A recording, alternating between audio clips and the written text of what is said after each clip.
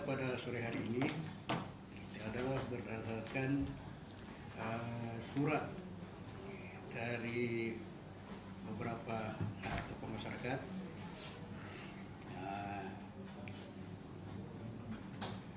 saya bacakan supaya lebih pas. Berdasarkan surat dari warga perihal permohonan RDP terkait pemasangan portal berupa pipa besi pada beberapa ruas jalan di tengah pemukiman warga, menyebabkan akses warga yang menggunakan fasilitas menjadi terbatas. Maka kami dari Komisi 3 ini beberapa orang, saya perkenalkan dulu, beliau ini legislator PKB sudah 3 periode di sini, Haji Alimuddin Burung, saya kira sudah populer di luar. Kemudian dia Priyadi, salah satu anggota Komisi 3 dari Partai Hanura. Ya, ini yang mendampingi saya pada sore hari ini. Jadi ini amanah dari Bapak Haji Ramadan dan teman-teman, sehingga acara ini kita laksanakan pada hari ini. Jadi untuk lebih jelasnya kami minta berikan kesempatan kepada pemohon untuk menjelaskan lebih lanjut ya, apa yang menjadi permasalahan di sekitar markas Kodim ini. Silakan. Ya, terima kasih Bapak menceritakan riwayat tentang aspirasi yang kami himpun dari teman-teman warga di sekitar Kompleks Kodim Pertindra terkait dengan pemasangan portal yang ada di sekitar Kompleks Kodim 14 dan 3 ruas portal yang rencana dipasang pada sekitar Kompleks Kodim, sehingga menghambat atau mengakibatkan beberapa ruas jalan tidak dapat dilalui karena dipasang secara permanen. Walaupun misalnya ada pemasangan yang gembok yang dipasang di sana. Ini yang menjadi alasan sehingga permohonan untuk dilakukan rapat dengan pendapat pada sore hari ini. Bapak-bapak sekalian kami hormati bahwa sebetulnya pertemuan ini dari pertemuan yang ketiga. Awal di pertemuan mediasi pertama di kantor Kodim difasilitasi oleh Pak Lurah waktu itu, kemudian mediasi kedua di ruangan Pak Sekda itu disepakati bahwa ditempuh proses hukum di pertemuan kedua. Berita acara yang disampaikan oleh sekretariat daerah Sekda waktu itu, sehingga itu mendasari sehingga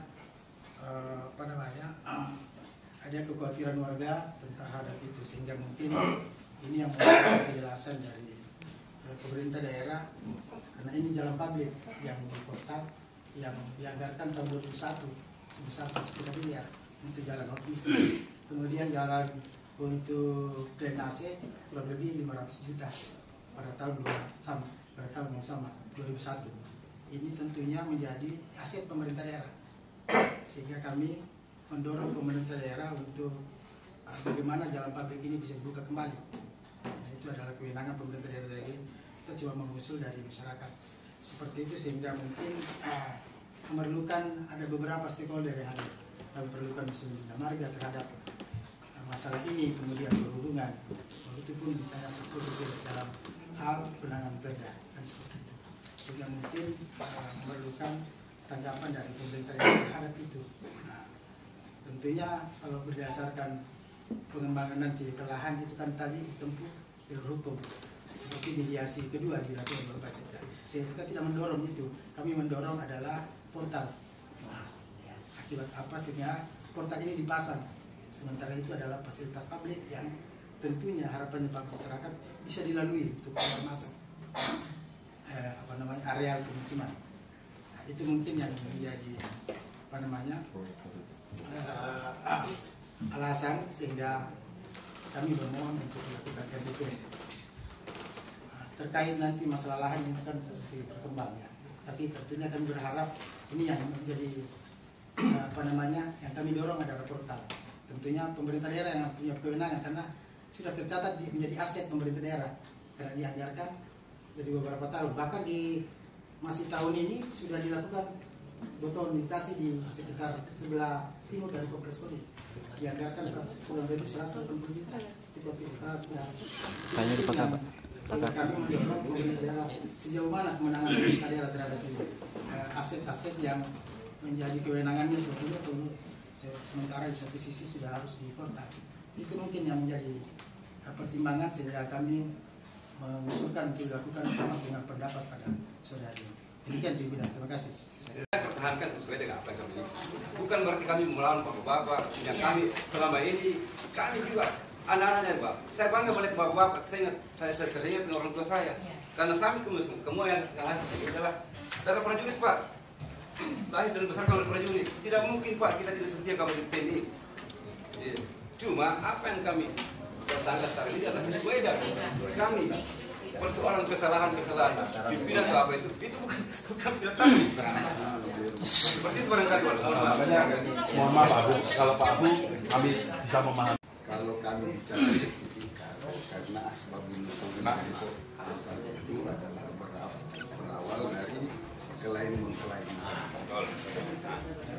Itu pertama. Yang kedua yang saya jelaskan, kalau tadi disinggung bahwa ada berita acara ketika mediasi yang dimediasi itu tidak ditandatangani, ya memang betul karena ada narasi di situ yang menempatkan teman-teman semua ini seolah-olah orang yang menempati di situ, menempati saja penghuni liar, sementara negara itu mengakui bahwa mereka inilah semua adalah penghuni. Apa buktinya? Negara memberikan dokumen sertifikat. Sertifikat itu adalah dokumen autentik yang diakui oleh negara. Tidak satu pun warga negara bisa membantah keabsahannya. Nah, kalau itu dianggap bahwa lokasi yang digambarkan dalam sertifikat itu tidak benar, mestinya itu diminta kepada institusi yang berwenang mengeluarkan itu untuk mencabut itu, mencabut sertifikat. Kalau Pak Dandi mengatakan kasihan kalau ini dibawa ke pengadilan, saya kasihan melihat. Kalau kasihan melihat almarhum ini yang orang tuanya semua kemudian kasihan melihat anaknya, ya buka portal di sana dong. Kan gitu. Itu tidak mencerminkan rasa kasihan. Sorry Pak Dandinya, itu tidak mencerminkan rasa kasihan. Jangan dipotong. Nama besar dia bukan anak-anaknya Pak, nama besar orang tua. Oke, nama besar itu. Nah, jangan disimpangkan kakak. Kan itu kan terkait. Ketika itu dipasang portal, yang menghuni siapa? Oh, yang menghuni adiknya Abbas. Yang menghuni siapa? Oh, Haji Ramadan. Siapa itu? Anaknya Letnan Kolonel Asyid Rahman. Kan ikut namanya. Kalau itu. Nah, itu kalau tadi Pak Dandi menyatakan dibuka juga. Yang pertama itu lewat depan pos jaga ini, yang kedua di samping masjid, tapi di samping masjid itu dipasang pasir. Kan ini semua kan kerja-kerja teman-teman semua dulu ini ketika termasuk Pak Ketua, apalagi Pak Al-Gudung kan. Yang begitu-begitu. Nah, maksud saya begini, Pak Ketua, Pak anggota Dewan yang terhormat, ini mungkin tidak bisa selesai dengan mediasi. Kalau Pak Dandim tadi mengatakan kami sudah bermaksud baik untuk memanggil mereka mediasi 43 yang tidak satu pun yang hadir. Ya gimana bisa hadir Pak Dandim? Suratnya mediasi tapi Pak Dandim para pihak yang mengundang nggak bisa. Kalau mediasi itu harus ada mediator Pak. Bukan mau mediasi oleh para pihak. Bukan mediasi Pak, klarifikasi. Baik, pada kesempatan hari ini saya sesuai dengan undangan. Awalnya kami juga membaca undangannya agak kurang paham, maksudnya ini portal besi di permukiman warga yang diduga dipasang oleh personel Kodim. Nah, kalau tadi dari Pak Ramadan sudah menceritakan portal yang itu yang dimaksud, memang portal itu kami yang memasang. dan itu atas perintah saya.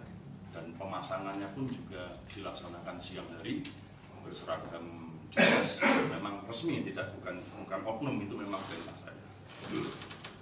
Ada pun alasan kenapa kami memasang portal itu tentunya seperti halnya kita bertemu siang hari ini, kita masih mempunyai dua perspektif yang berbeda.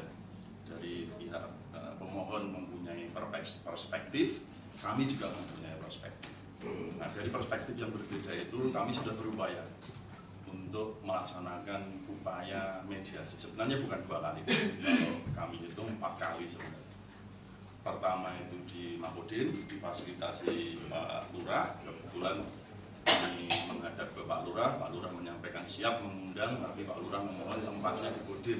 Makanya kami bertempat di Kodin. Karena pertemuan pertama itu kami anggap tidak optimal, karena yang hadir dengan kehadirannya tidak membawa dokumen yang kami harapkan bisa kami bertukar pikiran dengan dokumen kami. Makanya kami berinisiasi dilakukan mediasi kedua. Tapi setelah kami bertemu Pak Lurah, saya sudah mempersiapkan ini. Ternyata tidak direspon dari pihak pemohon. Jadi pertemuan kedua itu tidak jadi. Akhirnya saya inisiasi bersurat ke pemerintah daerah, dalam hal ini ke Kesbangpol Linmas. Karena Kesbangpol Linmas ada wadah untuk penanganan konflik sosial, karena ini kan ada perbedaan perspektif antara kami TNI dan Angkatan Darat. Saya mewakili Angkatan Darat. Mohon maaf sebelumnya. Pekerjaan saya di sini saya mewakili Angkatan Darat, bukan pribadi saya. Ya. Dan ini permasalahan juga bukan permasalahan pribadi saya. Saya tidak ada kepentingan sekecil apapun, tidak ada 1 meter bahkan 1 sentimeter pun yang saya perebutkan, itu tidak. Ini murni kepentingannya Angkatan Darat. Kita lanjutkan. Jadi saya bersurat ke Pak Bupati, akhirnya difasilitasi, dipimpin oleh Bapak Sekda. Nah, tadi kalau disampaikan dari Pak Haji Ramadan ada kesepakatan. Seingat saya, saat itu hasil notulen itu tidak ditandatangani oleh pihak dari pemohon. Nah, jadi saya anggap itu tidak ada kesepakatan karena tidak ditandatangani Pak. Notulennya tidak ditandatangani karena dikembalikan kami dari pihak pemohon tidak ada. Nah, dari permasalahan itu kami masih mencoba untuk melakukan bermusyawarah. Nah, kami mengundang, kami antar surat door-to-door meskipun ada beberapa rumah yang tidak menerima, tapi hampir 3/4, 75% menerima surat undangan kami. Nah, itu diantar ke rumah. Kami siapkan tempat, kami siapkan semuanya. Kami judul mengundang pun untuk klarifikasi data, karena tujuan kami untuk klarifikasi data, karena permasalahan ini sudah puluhan tahun Pak, dan mohon maaf setiap regenerasi kepemimpinan di Kodim itu selalu diserah terimakan. Ada permasalahan terkait aset lahan dengan purnawirawan. Nah, seiring berjalannya waktu, kami mencoba untuk membuka dokumen yang ada di kantor, karena saat saya masuk tidak ada dokumen yang melengkapi itu. Ya mohon maaf, mungkin karena kelalaian atau pejabat-pejabat sebelumnya, staf sebelumnya, sehingga dokumen yang harusnya itu menjadi mutlak disimpan dengan baik di satuan itu tercecer, karena saya mengumpulkan satu persatu itu dokumen kececeran semuanya. Jadi akhirnya saya bisa kumpulkan. Tanpa dokumen itu saya juga tidak akan berani bertindak, karena saya khususnya, saya tidak tahu apa-apa tentang Kodim kita. Dan tim yang menjabat di Kodim itu kalau tidak ada staf, tidak tahu apa-apa. Kita hanya manajerial saja, mengendalikan saja. Jadi murni kearsipan semua itu staf yang kita. Nah, jadi dari upaya yang kita kumpulkan, makanya kami sudah mengumpulkan dokumen-dokumen itu. Kami pengen berkomunikasi dengan pihak yang tinggal di belakang. Seperti apa dokumen yang dimiliki? Harapannya bisa ketemu di mana ini barang ini permasalahannya. Kenapa setiap saat pimpinan dalam hal ini komando atas kami mempertanyakan masalah itu. Nah, jadi dari yang Pemda tadi tidak ada kami mengundang satu persatu. Kami juga mengundang media. Harapan saya pertemuan itu jangan dianggap nanti ada intervensi dan lain-lainnya. Maka kami undang media, mungkin medianya juga saat ini hadir di sini juga. Nah, alhamdulillah dari undangan yang kami kirim 43 itu tidak satupun yang datang. Ini yang saya sesalkan. Karena agenda kegiatan kami itu kami laporkan ke pimpinan. Akhirnya pimpinan juga mempertanyakan, ada apa kok tidak menghadirkan? Ya, kami cuma tetap berusaha untuk menetralisir masalah. Makanya seiring berjalannya waktu setelah kejadian itu, dari perspektif yang kami miliki, kami menganggap bahwa hamparan yang di belakang Kodim itu adalah lahannya Kodim sampai di pojok belakang, karena sesuai dengan dokumen yang kami miliki, Kodim itu perolehannya, sebelum saya ketemu dokumen, saya berusaha bertanya ke Pak Mukades, bertanya ke orang-orang tua, hanya tahu cerita Kodim itu tukar guling, Pak. Itu ditukar dari rumah jabatan bupati dipindah ke sana karena Kodim itu di rumah jabatan bupati. Hanya cerita itu yang kami terima. Tapi setelah kami temukan dokumen-dokumen itu ternyata salah. Ternyata sesuai dokumen yang kami miliki, Kodim itu tahun 57 itu sudah disurvei untuk didirikan barak TNI di situ. Nah, berdasarkan cerita dari Pak Lingkungan, Ibu Dawiasan, kenapa dulu dibangun di situ barak tentara? Karena pemberontakan dari Enrekang itu jalurnya dulu di situ, makanya diinisiasi untuk dibangun di situ. Dari disurveinya tempat itu untuk dijadikan barak, ada dokumen yang kami temukan bahwa tanah itu ditafsir salah satu pejabatnya perakit rajanya itu Pak M. Rais Rahman, mungkin masih ada yang sempat ketemu. Tanah itu ditafsir harga Rp15 per meter. Zaman itu masih tahun 62 itu mungkin negara belum punya apa-apa. Nah, jadi luasnya 2,3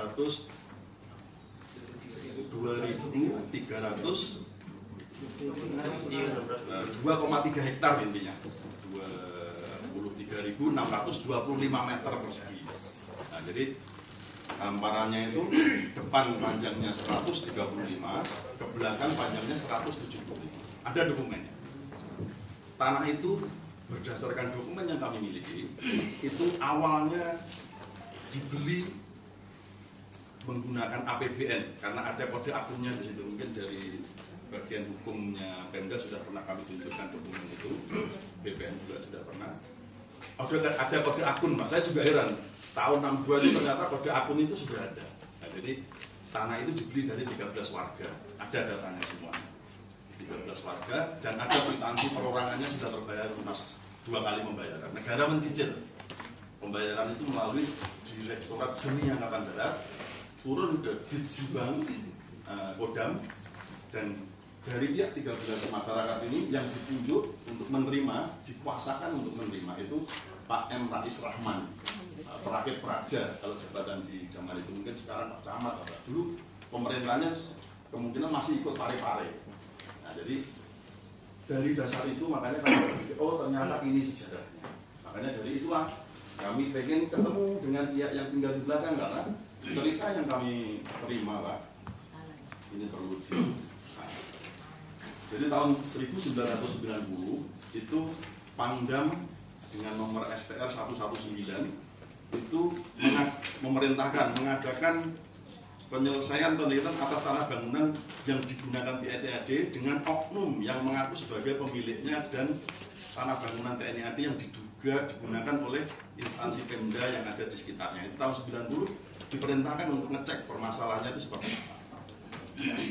Tahun 1998 waktu itu Dandirnya Pak Slamet Rianto. Nah, Pak Slamet Rianto itu berdasarkan ST dan Rem Tatak nomor 49 itu ditunjuk sebagai ketua tim untuk menyelesaikan lahan yang di belakang Kodim. Jadi terkait permasalahan lahan itu bukan baru saya saja, itu sudah dari dulu.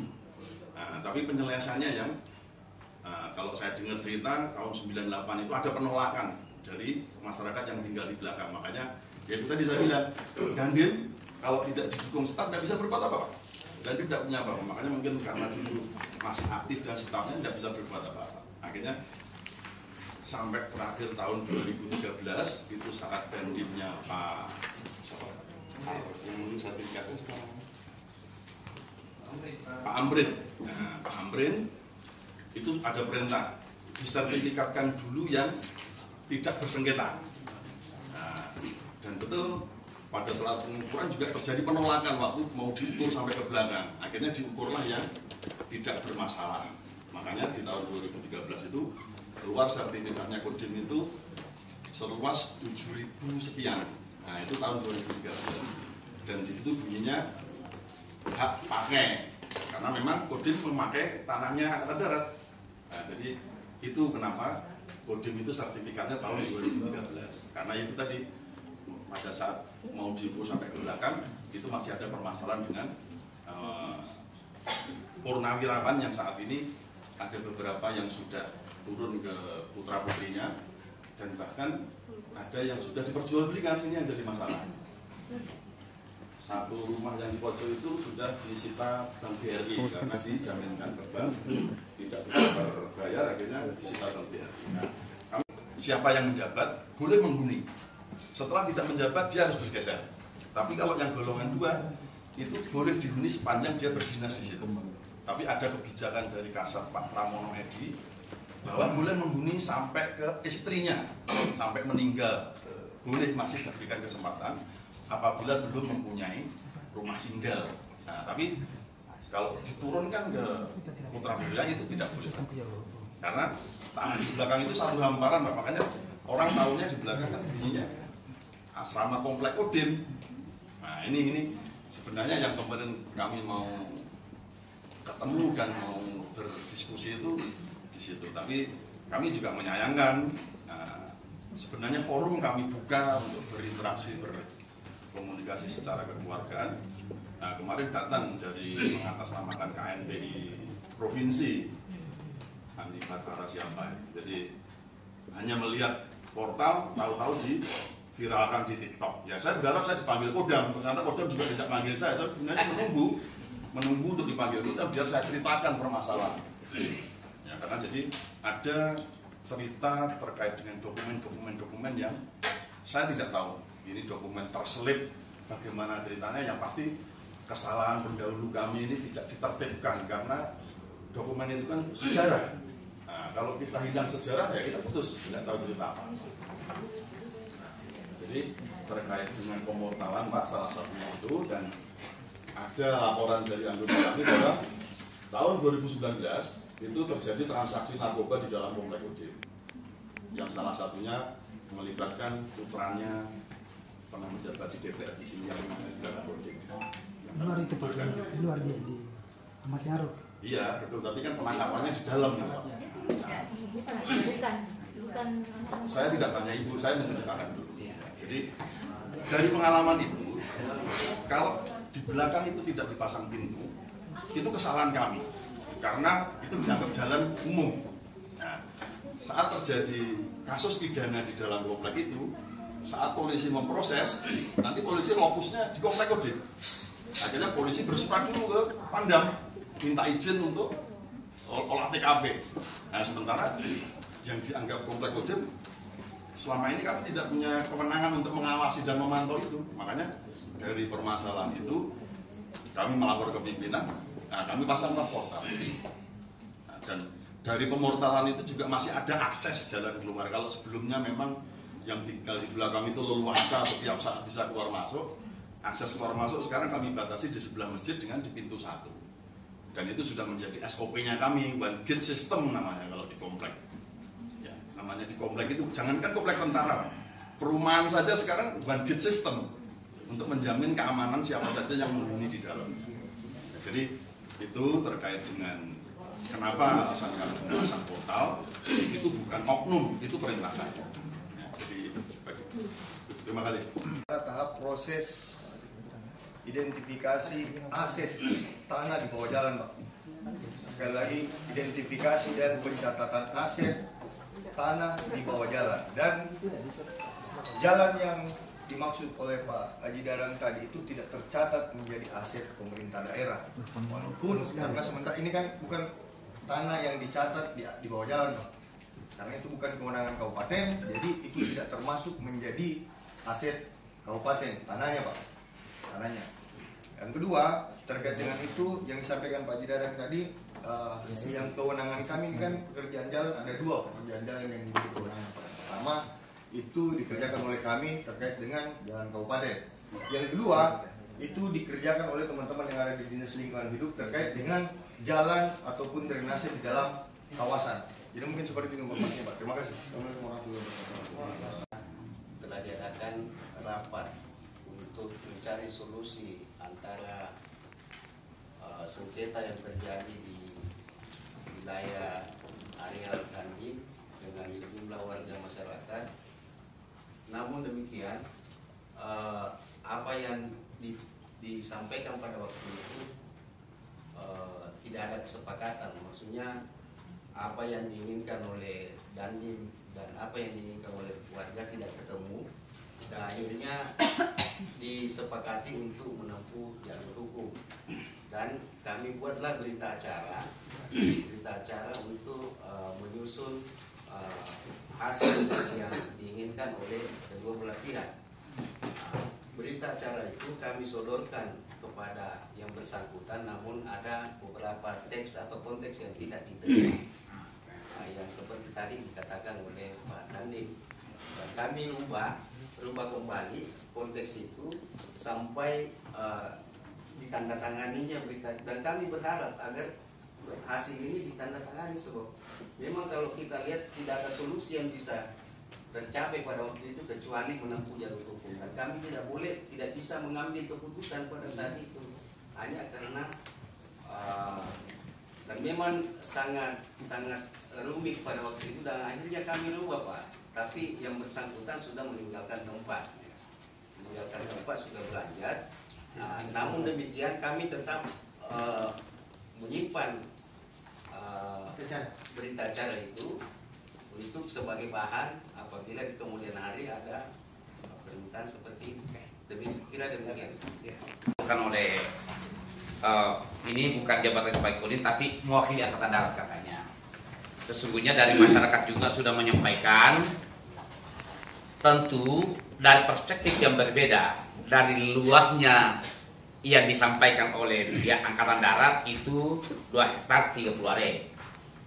Tentu kalau ini kita mau urai, masyarakat juga punya kewenangan untuk mengkomplain seumpamanya kenapa bisa seluas itu, padahal yang ada di adalah 70 are seumpamanya. Dan ini harus dipertemukan, persoalannya harus dipertemukan di mana titik masalahnya, supaya ini bisa kita selesaikan secara kekeluargaan. Tetapi toh pun kalau sudah secara kekeluargaan sudah tidak mampu, ya tidak ada kata lain kecuali masuk di wilayah hukum. Tentang yang kedua dari yang mewakili Kabah Hukum ini, kalau ada yang tidak menerangani pasti ada masalah. Pasti ada masalah.